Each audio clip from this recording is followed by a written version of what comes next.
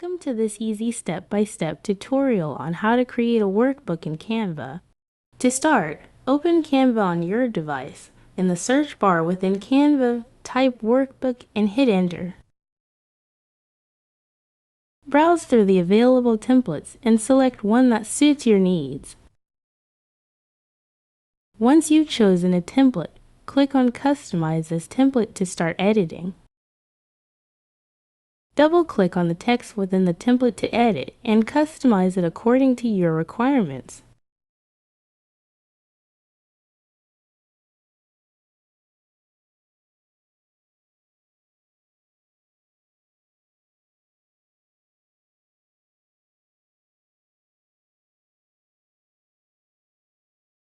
If you need to replace any images, select the desired images and drag and drop them onto the existing images in the template to replace them. Repeat these steps for the other pages of your workbook to ensure consistency and coherence throughout. And there you have it. You've successfully created a workbook in Canva. If you found this tutorial helpful, please consider subscribing and liking the video. Thank you for watching.